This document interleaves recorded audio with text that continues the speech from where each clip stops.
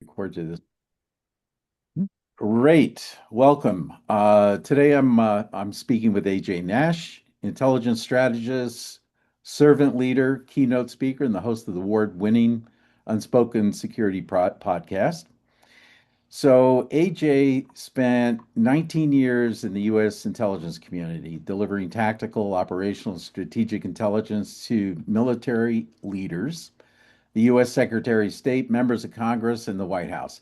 And his work included counterinterrorism, uh, tracking war criminals, disrupting human trafficking, and reporting on threats in cyberspace. And since transitioning to the private sector, I believe it was 2015, AJ, Mhm.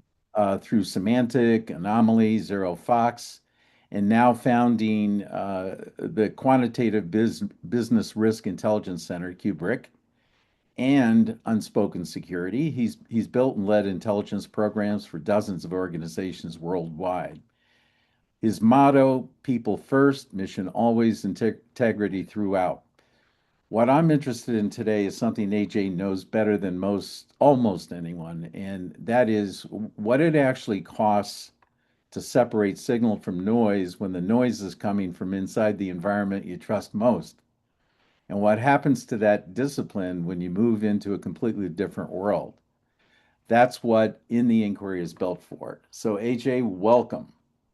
Well, thanks for having me on, Terry, and thanks for the great introduction. It's my introduction gets longer all the time because I just keep getting older. But yeah, I've been around a long time. Air It'll Force, continue. defense contracting, private sector, and yeah, got a few different little companies working on now, and working with a lot of great people in the industry, and I'm excited to be here and chat today. Okay, so I'll give you the disclaimer. Mhm. So before I ask the first question, same format as always with any of my guests. I ask, you talk, no right answers, Mhm. take whatever time you need. Ready to go? Yeah, let's do it. Let's do it. All right, so you spent 19 years in the intelligence community, separating signal from noise in high stakes Mm. environments. So I Yeah. want to start there, not with the tradecraft, but with what that discipline actually felt like to develop. How do you learn to trust your read on something when the environment is designed to confuse it? Yeah, that's a good question. So, yeah, I'm a signals guy by trade, signals intelligence. So I was a linguist, although not a particularly good one, and an intel analyst, which I was a little better at. But yeah, it's a great question. How do you figure out truth from fiction in a world where people are trying to fool you, right? And what we're normally taught, there is a lot of tradecraft, obviously, but we're taught to examine a preponderance of the evidence. So no one source, no one piece of information should be taken as gospel unless it's firsthand and you were there and watched it happen. And even then, I'm not sure I can trust my eyes all the time anymore in a world with AI. So uh, it's really important. There is a lot of training that goes into this. So when we talk about a high confidence assessment or a moderate confidence or low confidence, that actually means something. There's math behind that about how many sources were involved. So in my case, I did signals intelligence, so it was real time live collection sometimes. But even if you're listening to somebody tell you something or tell somebody else something that they don't know you're hearing, you don't know. Are they telling them a lie and then you're picking up the lie? Are they saying something knowing they're going to be collected? So maybe they're hoping you'll pick it up.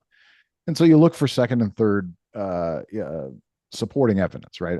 If you're listening to somebody on a radio talk about this building's been completely destroyed. Okay, well, do we have any imagery to support that? Do we have satellites that'll show if somebody says the building's destroyed and we have a satellite image that says it's not?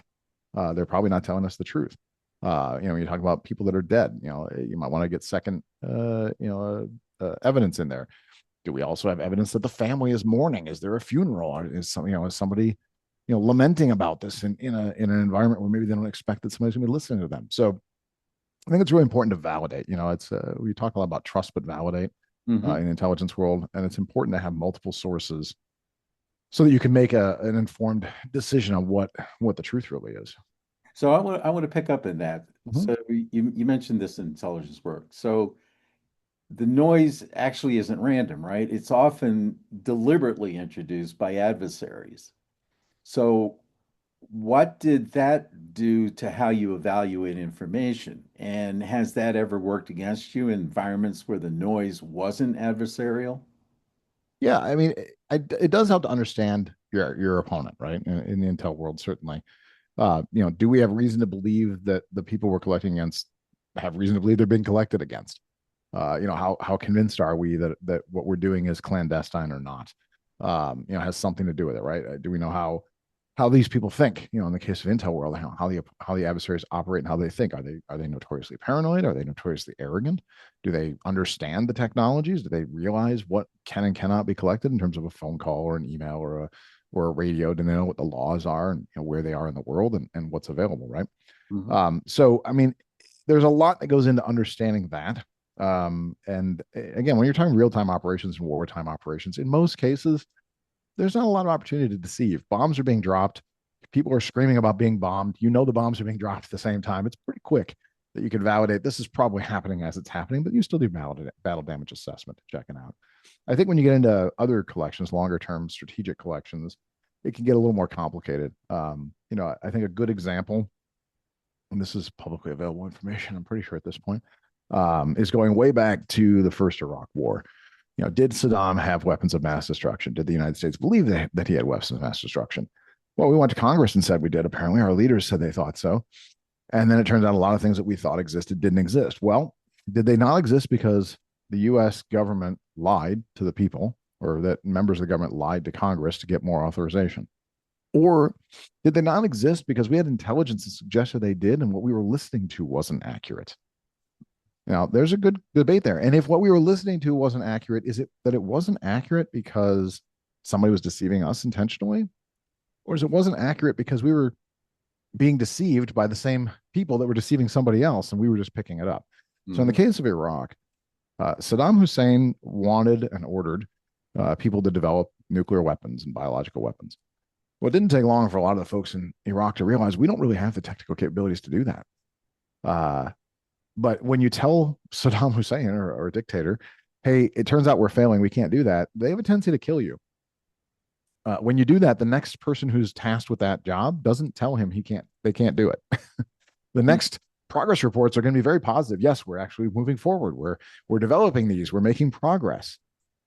Well, if a foreign adversary is collecting that intelligence and you see it from week over week or month over month or year over year, you're likely to believe that the intelligence you're collecting is valid. Hmm. Maybe it's not. Maybe it's a systemic problem with the adversary you're collecting and a lot of lying that's going up the chain, and you're picking all that up. That can happen. Now, it's very hard in that instance to separate noise from truth. If there's a systemic effort to lie all the way up the chain and you're collecting all that information, there's no reason to believe they know you're collecting all of it. And there's no reason to believe they're all systemically lying to the leader. Then you have reason to believe that that's factual information, right up until you get on the ground. And it turns out a lot of the things that were supposed to exist don't exist. Hmm. And so there aren't a lot of those things that happen. You have to have an adversary that either is very concerted effort to fool somebody collecting them, or perhaps an adversary that's got internal problems and you're just collecting those pieces as they're coming in and not realizing that there's some internal friction there. So Hmm. it's not a common occurrence. And I don't know if there's a hell of a lot you can do about it in that case. Well, so the IC has a specific doctrine, right, for how intelligence gets made or validated and delivered. And Sure. that doctrine exists to reduce noise. So when you left the IC and stepped into the private sector in 2015, that structure disappears.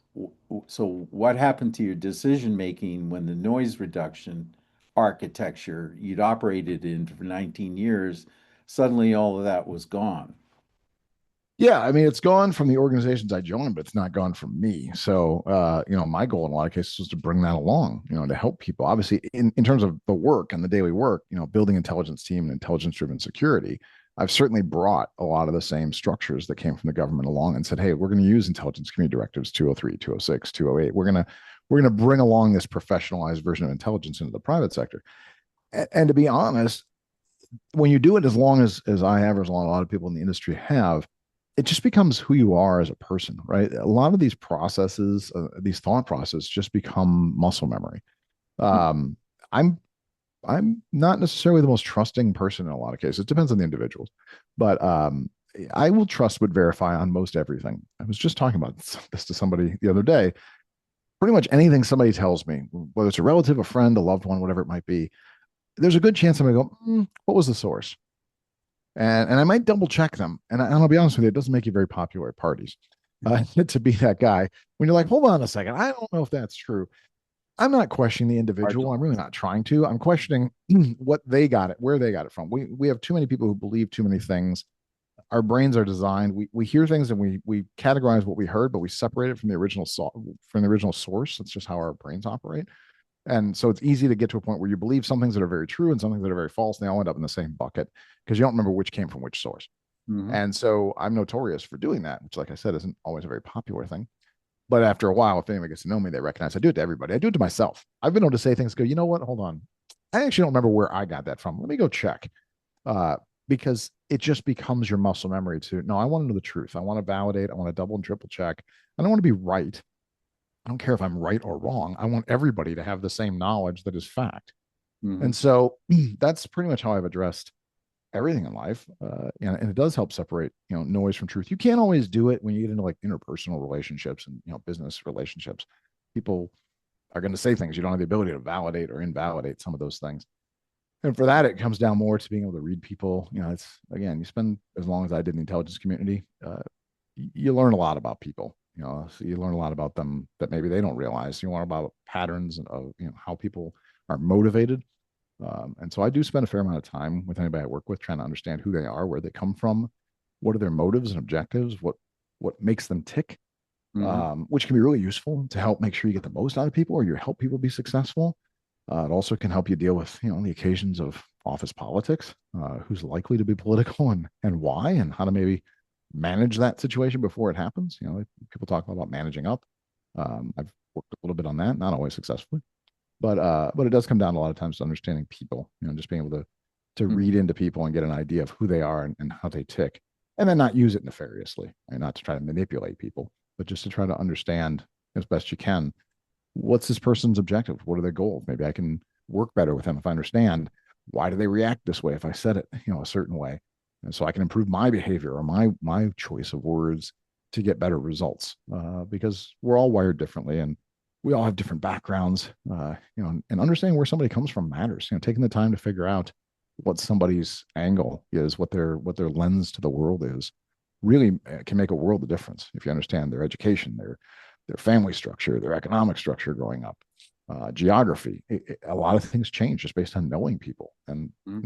in the intel world, we spend a lot of time doing that. Collecting as much as we can on adversaries to understand them. It just ends up being sort of second nature in the private sector. Right. So AJ, your motto, going back to your motto, people first, mission always, integrity throughout. It reads like a personal doctrine. So in the IC, doctrine exists to reduce decision noise in high pressure moments. Is that what it is for you, a personal noise reduction system? Um, Not necessarily. I think for me, the goal was to be really clear to myself and then to anybody on how prioritization is going to happen. In the Air Force, we had core values, integrity first.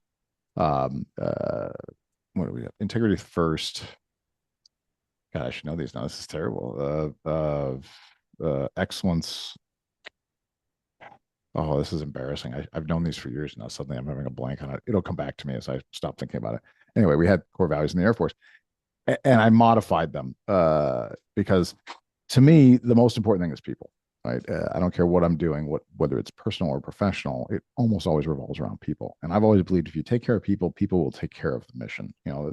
I work in for-profit industries, I always have, obviously. So money matters, the mission matters, but I never wanted to put the money ahead of the team. I know some organizations talk about, clients first, which isn't a bad motto, and I get the logic behind it. I just have always said, if you put the people first, my people, the clients will be first, right? Everybody will focus on what needs to get accomplished. So to me, it was a people based, and of course, people includes clients as well. But I'm very much on the humanist side. I'm not worried about the profit margins necessarily or the big business metrics that people worry about. You have to a point. I'm probably not as successful in business as I should be because I don't focus on that enough, but to me people are what matters. So it's always been about people first. Mission always, yeah, there's always a mission there. There's something that has to get done, and so we're always going to do that. Yeah, it's just an understood thing. So when I talk to people about that, making sure anybody on my team knows, like, yeah, we have to be focused on that, and you have to have a shared vision, right? What is the mission? So it's really important that people know, why are we here? What are we doing? So it's important to lay that out. And then integrity throughout. I'm just a big believer that integrity isn't a first or a last, it's an always. Hmm. If you don't act with integrity, I don't want to do business with you. I don't even want to know you for the most part. I mean, I'm pretty hardcore on this at this point, because it just, I don't want to work. I'm too old to work with people I don't trust, or to hang out with people I don't trust. I don't even know people I don't trust. Integrity is doing the right thing when nobody's watching. Hmm. And if somebody doesn't act with integrity, then I just don't have much time and energy for them. By the way, the Air Force core values: integrity first, service before self, excellence in There all you we go. do. I'm embarrassed that I didn't have them Got off the it. top of my head anymore. Um, but uh, but yeah, so I felt like this was a slight change to the Air Force core values that better represented what I had in mind, which is it's always going to be about people. The mission's absolutely always going to be there. That doesn't go away. And you have to have integrity in everything you do, and I just consider it to be a non-negotiable. And so I expect people to hold me accountable to that. So any team I've ever worked with, any team I've ever joined, if I've ever led, I open with this discussion. I let them know. And I'll be honest with you, I've never once, joined a team or been a part of a team, or been asked to lead a team where I didn't come in and say this and didn't roll a little bit, Hmm. because corporate speak is all about that. Oh, we're all family. Corporate speak says a lot of these things, and then they don't do it. You're all family right up until business needs to be done, and then suddenly people are very much treated like something other than family. Hmm. And so, I've always said to people, these are my core values. This is how I plan on leading or operating or working with everybody here. I don't expect you to believe any of it on day one. Don't even try to pretend you're going to. You shouldn't. You've been told a lot of shit that's not true. I'll earn my credibility and my reputation every day. My job is to come in here and help everyone succeed. I have a master's in organizational leadership. The focus was servant leadership. I'm a big believer in that. So it's not about getting titles and being in charge. The higher up I've ever gone in organizations just means I have more opportunities to help more people. To be an iron umbrella to keep things from falling on them, to knock down obstacles and help teams succeed. And I Hmm. believe if you do that, I don't know, I'm an optimist, I guess. I believe if you do that, though, things will work out. And over time, you build a reputation, and people understand this is somebody who's going to be honest with me, and they're going to be direct, and they're going to try to do their best for me and for the team. And I've done it to my own detriment. When I talk about integrity throughout, there's a lot of people that say they want to know the truth right up until you tell it to them. Then you find out how much they really didn't want to know the truth. But I'm a big believer in that.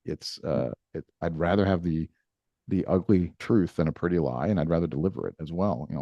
Hopefully in a nicer way than I have when I was younger. But I think it's really important that people know when they talk to somebody, better or worse. I know this person's going to tell me the truth. I know they're going to do their best for me. Uh, you know, that really matters. And then I think it helps you understand who you're doing business with, or who you're hanging out with in your personal life, for that matter. Well, there's a specific condition I've noticed that sometimes shows up in high integrity leaders, the experience of knowing the right call and not being able to act on it, Mhm. not because the signal's unclear, but because the environment makes it impossible to express it somehow. Have you Sure. ever lived that? And if you have, what does it feel like from the inside?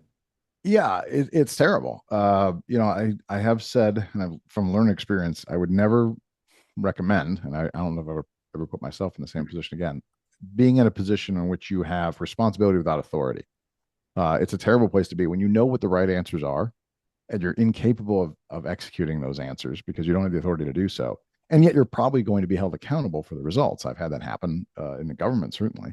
I had it happen when I was in charge of a large, complex mission to assemble a new collection platform. And I didn't have authority, but I had responsibility. And when people weren't succeeding and I couldn't affect change, I was still held accountable, which That's was unpleasant. actually that's actually a formula I've used for sales in the past because what you're talking is really about a high risk situation, right? Mm-hmm. Risk equals responsibility minus authority. You Oh, know, yeah. for instance, in sales, you have a responsibility for a number. You have Mm-hmm. no authority to make that number happen. Yeah, it's a high risk So, industry for very sure. high risk, right? Yeah. Yeah, no doubt about it. So I mean, I think it's difficult when you're in a position where like I said, when you think at least what needs to happen. Obviously, you've done the analysis, you have your opinion, and you can't affect that. I had it in a more recent example. I won't call anybody out by name, but anybody who knows me will know this.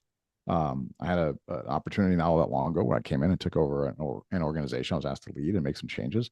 And after 30 days, I submitted my paper to leadership and said, this is the organizational restructuring I think we need to do. It was rather dramatic and significant.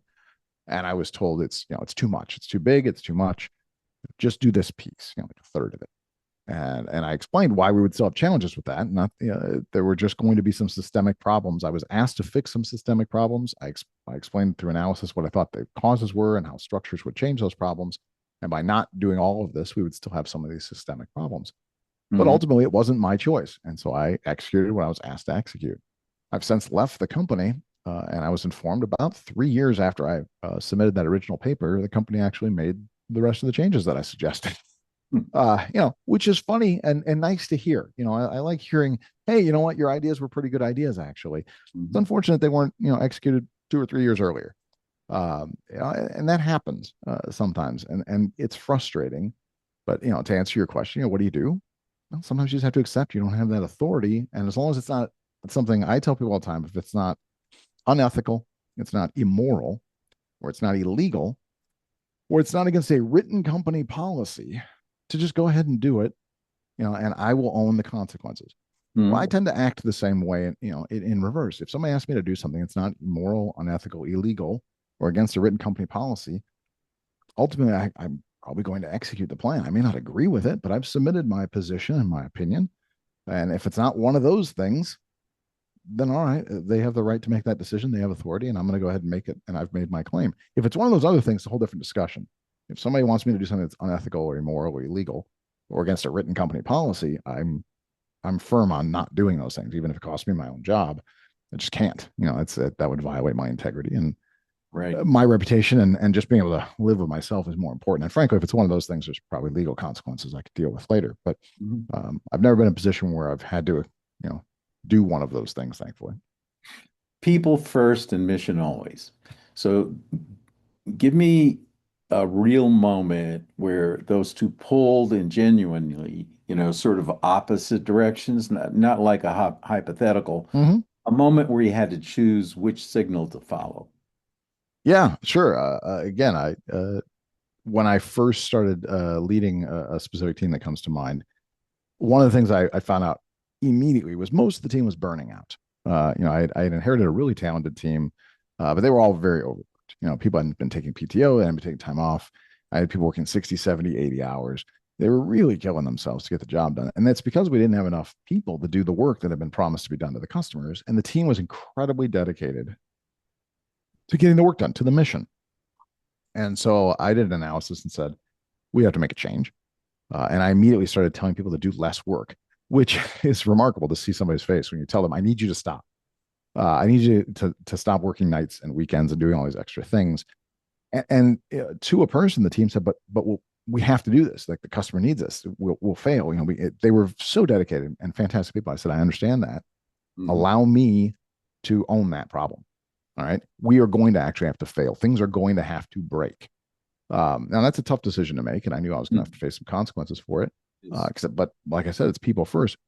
That isn't that saying that I didn't care about the mission. I did. I cared about the customers. I cared about the things we'd promised. I cared about getting things accomplished. But the reality is, if the people break, there's nobody to accomplish it anyway. And the people were going to break at the rate we were at. So the choice was prioritize the people to have a longer lasting business. And what I had said to the team was, I need you to stop doing this because until something breaks, I can't get us the bodies we need. I can't get us the talent we need for long term success. And my fear was everybody would burn out. They'd all leave. They'd quit or they'd break. And then we have no way to finish the mission anyway. So I'd rather have the short term pain and explain to the customers in this case, why things were going to have to slow down briefly, but it's for long term success. Otherwise, everything breaks and the people break and the mission breaks because everything falls apart. So uh, when I've been in situations like that, generally speaking, my answer is going to be the people. I think Mm. the only exception to that would be if you're talking about life and death situations, in the military and conflict, or say you're in a medical facility or in the ER. Yeah, sometimes then you have to push people past the limits you'd like to. You're not really prioritizing them because it's life and death in the moment. But those people also genuinely understand that. That's why they're there. That's their mission. And then the goal is, how do I make sure I'm still doing my best to take care of the people through that? And how do we find time for them to recover and keep an eye on them when somebody is close to breaking. How do we pull them back? And who has a little more bandwidth to plug in? You have to kind of play around with your pieces on the board, so to speak, to keep everybody there. But Mm. unless it's life and death, I've often told people, listen, it'll be okay if that report doesn't get done, if that product doesn't get delivered, we'll be late. I'll deal with it. Nobody's going to die. We're going to be okay. I need you to go home and get rest. Like you're burning up and it's not healthy. So, yeah, I've been in those situations. That those two come to mind, but there've been others. And yeah, people first matters. Again, if you don't do it, you really are going to break everything else anyway. So you've built this practice around servant leadership. Mm-hmm.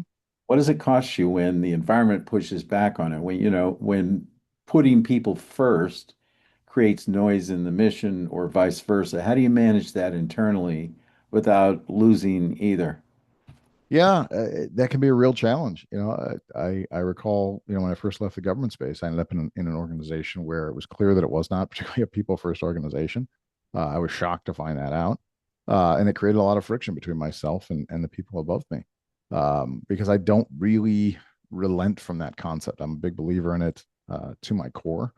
I'm not interested in my title doesn't give me authority, and therefore, unfortunately for others, their title doesn't necessarily give them authority, which people above me have not liked sometimes in my career.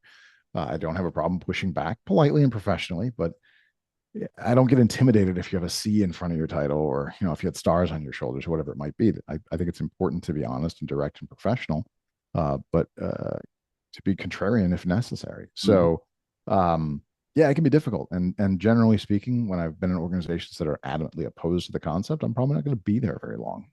That happened when I first came into the private sector. It was clear. The first company I was with was not.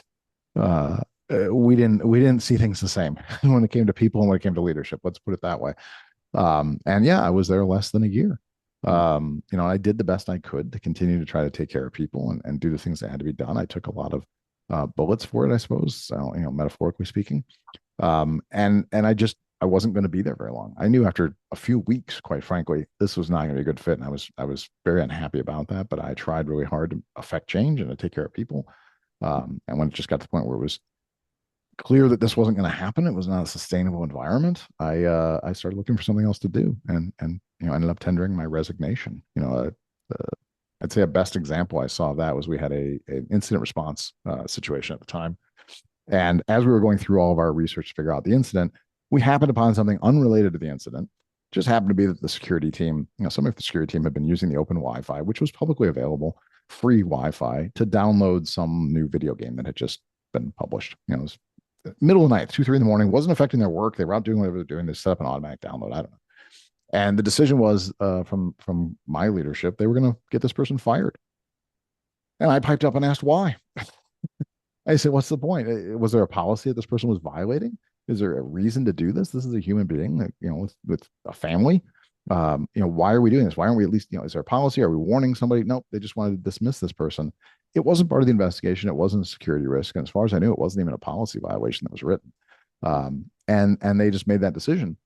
And that alone wasn't the problem for me. The problem was when somebody asked me, one of the leaders above me asked me, he said, I gather this really bothers you, doesn't it? And I said, yeah, it really does. And he just sort of chuckled. That was the moment when I figured I was in the wrong organization. And so, at that moment, I was like, okay, I definitely am not going to be here very long, because this person just doesn't get it. They're affecting somebody's life greatly over nothing.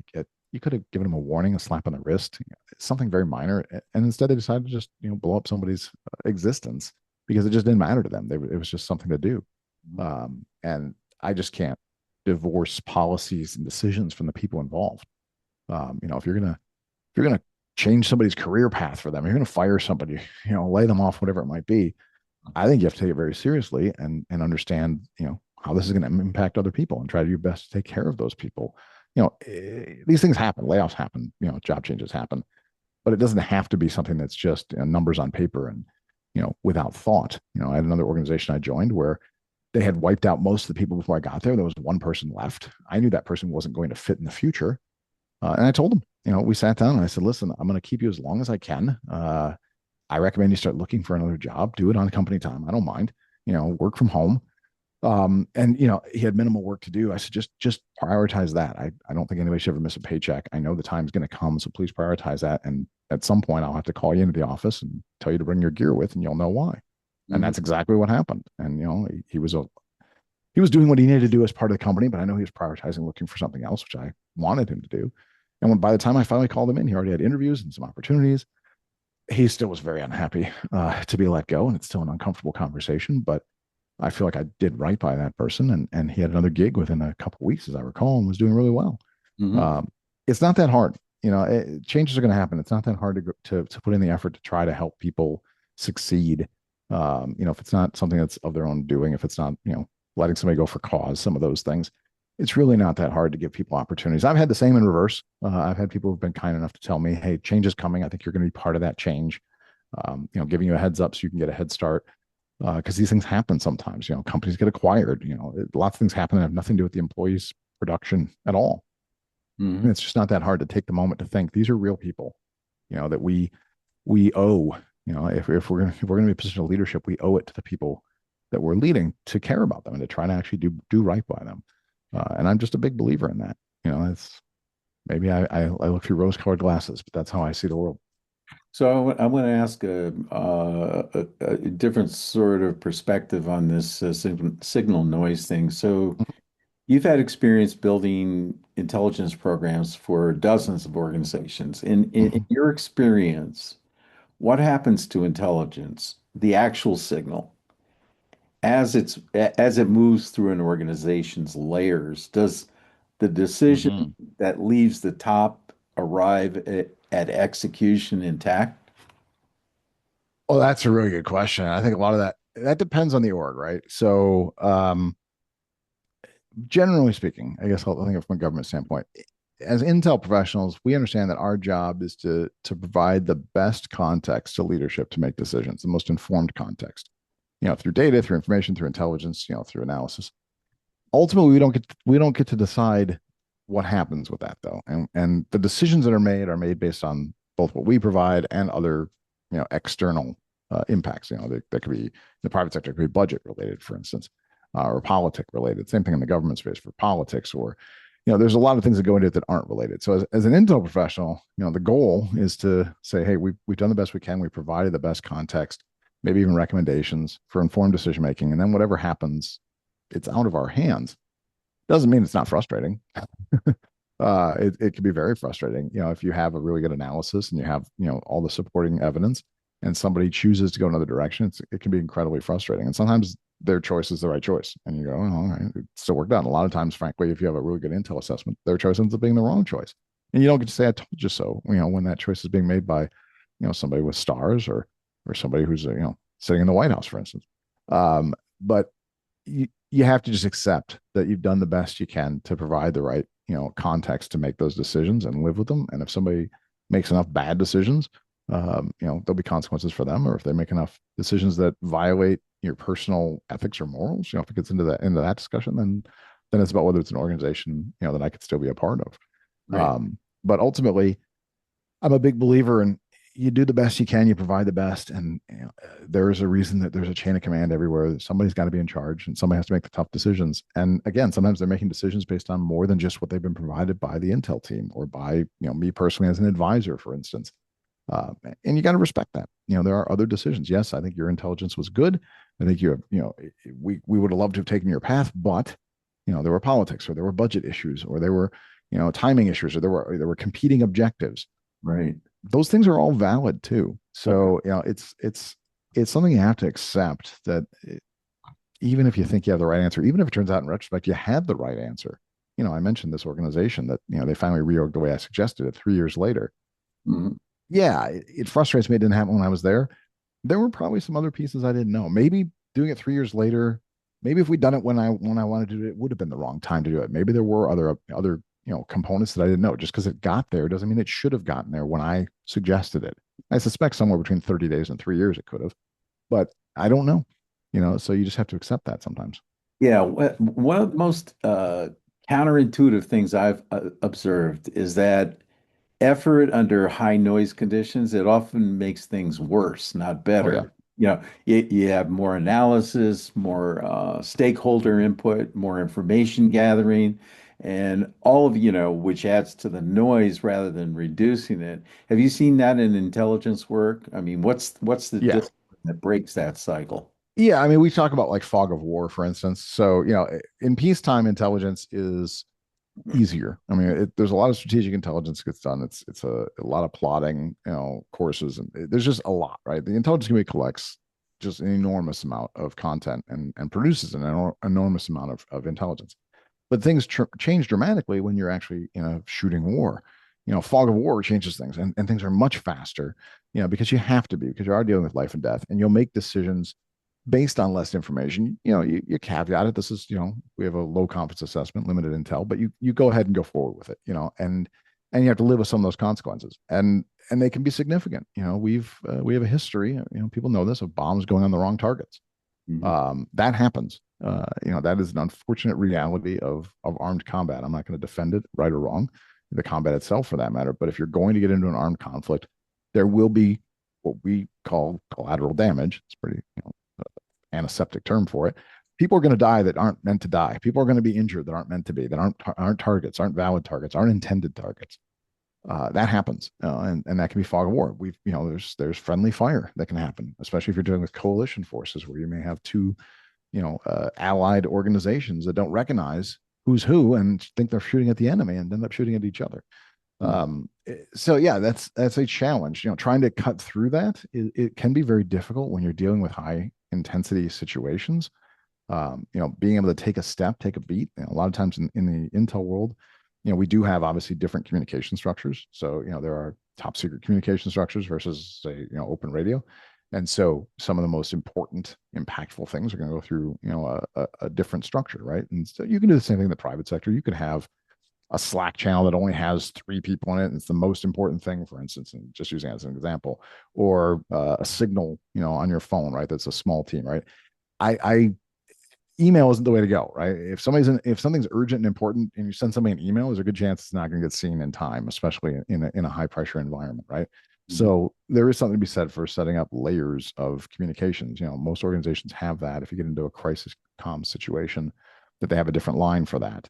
During incident response, you stand up a war room. You only stand up a separate, Zoom session or something like that. That's just for that purpose, or signal session, or SOC, or a Slack channel. So there's a way to separate some of the noise from the signal by creating dedicated lines for specific purposes. You just have to be very diligent about using them for that. If you have the specific line for the specific dedicated purpose that's very urgent, and then somebody starts chattering in there, it's very important to kick them out, kick that chatter out and keep it clear, because the only things that should be going into that line are the most important things. So, like, you drop everything else, make sure that's the communications line that you have coming to you that has, notifications on, for instance. So um, you know, mhm. what do you protect most fiercely as a leader right now? Not in terms of your work or your mission, but internally. What internal conditions do you work hardest to maintain so that your own signal stays accessible? Yeah, that's a good question. It's a tough one. I should do a better job of protecting myself. I tend to say yes to too many things, but for me, I try very hard.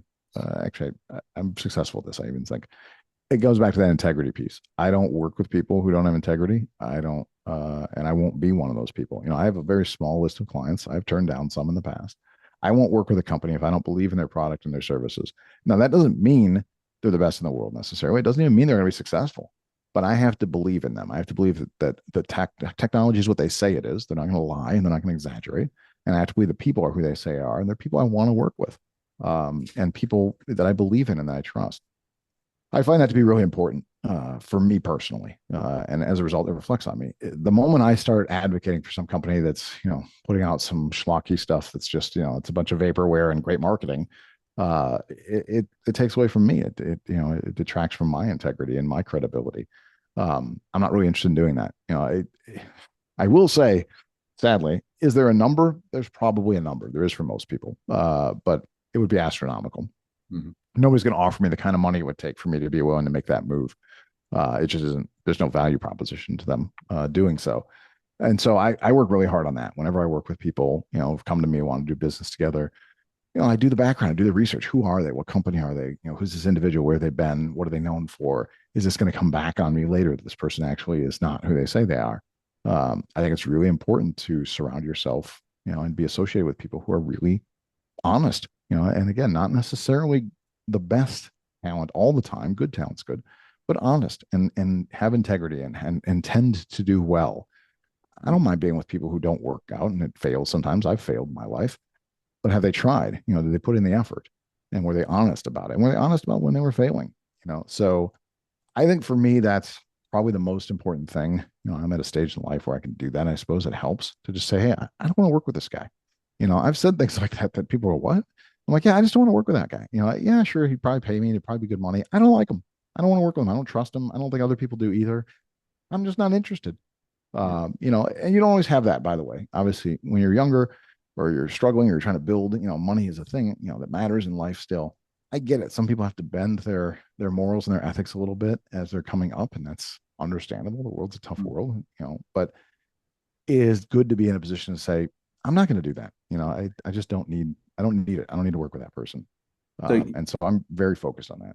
you started in the Air Force as a cryptologic linguist, and by Mm-hmm. your own account, weren't very good at it, Not a right? very good one. Yeah. So then you then True. you moved to analysis and briefing, Mm-hmm. and everything changed. Mm-hmm. So what does it feel like when you finally find the signal that tells you where you actually belong, and how do you lead other people toward that recognition in themselves? Yeah, yeah, that's a great question, and it feels amazing, to be honest. It's you don't necessarily realize how difficult your life is, uh, of your own choosing until it's not anymore necessarily. In the Air Force wasn't totally of my own choosing, of course, but yeah, I wasn't a particularly good linguist. I was okay at it. Yeah, but I wasn't. There were many more talented people around me. And it became pretty clear. And you just feel like you're banging your head against the wall when you're trying so hard to do something. You're just not as good as the people around you. And that is a comparative, right? I Mhm. maybe I was an okay linguist generally in the world. Maybe I just worked with a great team where everybody was better than me, but they really were. And thankfully there was an opportunity. Our unit actually needed some more intel analysts, and my language skills and my culture skills helped because we were prosecuting a war against a specific nation at the time where those were going to be useful. But the truth is, I had a pretty good analytic mind and I had a good background in that. And yeah, it changed instantly. It went from being a dreading, going to work and just, feeling like you fail every single day to suddenly feeling like you have, some freedom and you could some air in your lungs and like, hey, I know how to do this and I'm good at this and I can make this work and I can bring ideas to the table now because you start feeling like you can contribute a little bit more. It changes you dramatically. And I've seen it in other people too. I've seen people who are square pegs in round holes, and I know organizations that say, well, you should just shave off those edges. Well, that's really, really painful to do that. And if you put that square peg in a square hole, suddenly their lives change. I worked with a guy once. I won't name names, although I really want to. And he was frustrated. He was asking me about a teammate, and he was frustrated that person wasn't doing something he wanted. And I asked, have you tried a couple of different ideas here, different ways to manage or lead? Now, I recently had gotten my master's degree at the time. And I was foolishly under the impression this person was asking me because we were talking as colleagues about different ways to handle leadership. I quickly realized that was not what that person was asking me. They did not want my input, but I'd already given it by that point. And so I said, there are some other ways to work with this person. I know him and this might work better. And he said, no, I don't do that. He said, I have one way to lead. That's it. I lead and you follow. I plant people where I plant them and they either grow or they die. And I couldn't help but think for a minute. I said, let me this straight now. By your logic, if you plant irises in the desert and they die, it's the irises' fault. That doesn't make any sense. Like that's illogical. Like you have to understand what you're working with and put that person in an environment where they can succeed. Like he had one hammer in the, one tool in the toolbox. It was a hammer, and that was it. He really didn't appreciate it. By the way, our relationship devolved very quickly after that, and he was my boss, so it didn't end well.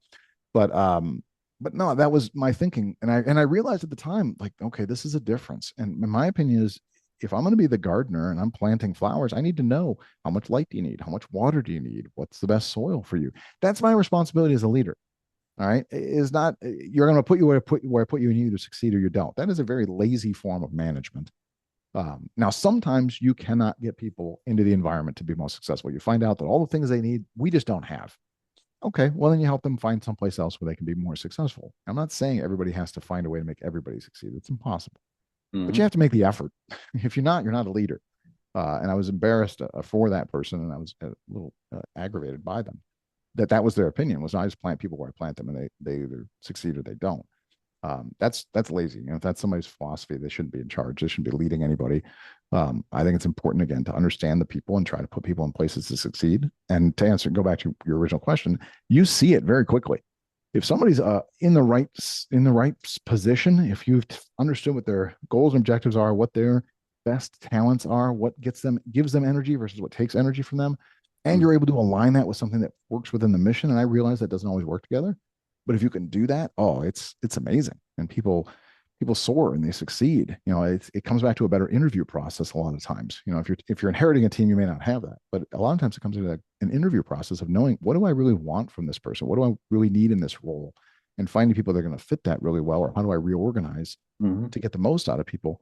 And then the other thing is just get the hell out of their way. You know, I'm a big believer, and I hate micromanaging. You know, I've told people, listen, we hired you. I believe in you. I trust you. If it's not illegal, immoral, unethical, or against a written company policy, go do it. Like, don't wait for permission from me, and certainly don't try to explain it to me if it's super technical. I'm wasting your time. You don't have to educate me on things. I may lead people who do things I don't fully understand. I can't. Just go do it. I trust you. That's why we guide you. Go do it. We'll deal with the consequences. Let's move fast. And people really thrive in those environments usually. So if you could go back, um, because you had this full arc, Air Force, 19 years in IC, semantic anomalies, Mm-hmm. up to the present. So if you go back and give yourself one piece of advice at the moment you decided to leave the intelligence community, you know, not about the career or the strategy, but how to manage the noise of that transition internally, what would it be? Well, let's see. One would be tough. There's probably a few, I guess. I mean, I should have, I still should. I should have listened more and talked less. I think that's good advice for most people, myself included. It's kind of ironic for a guy who talks for a living, but I should have listened more and talked less. I should have made more of an effort to understood the existing environment I was going into. It's easy, especially if you spend a long time doing something. And while I was in the intelligence community for 19 years, I wasn't always in the same place. I was Air Force for half of that. I was a contract for the other half, different offices. There Mm. are some cultural norms across all of that. None of those were the cultural norms in the private sector. And so, I came in gung ho and excited and thinking, well, they hired me to do these things. You also sometimes make the mistake of thinking people know what you already know, or that your norms are their norms. And I don't know that I did a very good job of adapting early on to private sector is not like the government. Meetings don't start on time a lot of times. Private sector, that's okay. Like, people are running late because everything's a little behind schedule because everybody's overwhelmed. Maybe, execution is done differently. There's a lot of things. There's a lot of different components. Hell, Intel is thought of differently, and taking a while to get past the whole this is how it should be, and then recognizing, okay, they're not going to get there. I'm going to have to do some adapting to meet the needs of the people I'm working with too. I wasn't as adaptable. And I think that's a real problem a lot of govvies have coming to the private sector is being too rigid and too focused. I wasn't necessarily as adaptable as I could have been. I didn't listen enough, I don't think, early on. I was excited in a lot of cases. So I was ambitious and I wanted to do things. It takes time to recognize the culture is different and that people are different. So I think I would have liked to have been better at that.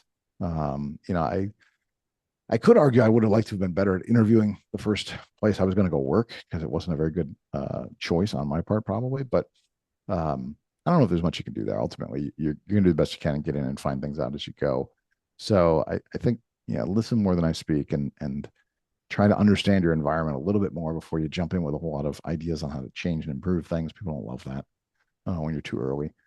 Those would have been some of the things I would have liked to have done better. Um, but at the same time, I'm not much for big regrets. Everything I've done has led me here, and I've learned a lot along the way. And um, I don't know that I would do anything necessarily different given the moment, Right. except for those things, perhaps. Yeah. So last question. Mm-hmm. It's the one I ask every guest on the Mm. program. And what's a question you think leaders in your position almost never get asked that you wish someone would ask? Huh. What's a question I don't get asked or leaders don't get asked that I wish we would get asked? Um, I don't know that people don't get asked this, but I think it's a good question to ask leaders, any leader, why they want to be in charge, why they want to be a leader, why they want in charge is a terrible term, but it might be the way to ask the question, frankly, because you'll understand somebody really well. But I think it's worth asking, like why. I will say, I did this once. This company I was interviewing for, and I interviewed with the CEO, and I said, I'm not one to count other people's numbers, but I'm aware that I know his career. I was aware you've founded companies, you've exited. You're probably doing all right. So why are you doing this? Like, why are you here? Why come to work every day? Why have this position? Why be a CEO? Why run this business? What motivates you? Mhm. I think that's a question I would probably recommend anybody ask anybody they're ever interviewing with, and whether they're going to be their boss or their boss's boss, or whoever it's going to be, because you'll learn a whole lot about somebody. What are they motivated by? Are they here for the money? Are they here for the power? Are they here for the ego? Are they there because they want to do good? Keeping in mind, not everybody will tell you the truth, of course, but I think that's a question more people should ask: is just why? Why are you seeking to be who you are or where you are? As I've told many people, in terms of like titles or roles, as I've said, I'm not interested for the power. I don't think there's power in titles. I know a lot of people, yeah, I've been very influential without having titles. I know other people have as well. You know, the goal for me, like I said, is to try to do more good. And a lot of times in organizations, the higher you are in the organization, the more good you can do. The more opportunity you have to affect positive change. For others, they'll tell you, it's I got bills to pay, I got a mortgage, I got kids. That's fine. There's nothing wrong with that. Some you gather really quickly that it's ego driven. Some don't have an answer, which is interesting in and of itself. But I think it's a question more should ask of leaders is why. Why are you in a position of leadership? Why do you want to be in a position of leadership? What are you gaining from it? I think you'll learn a lot about people that way. That's insightful. AJ, this has been exactly the kind of conversation and the inquiry is built for. And I just want to thank you for being willing to sit inside this. It's been a great experience. I also want to thank the listeners for participating as well. In the meantime, stay in the inquiry. Thanks for having me. Appreciate it.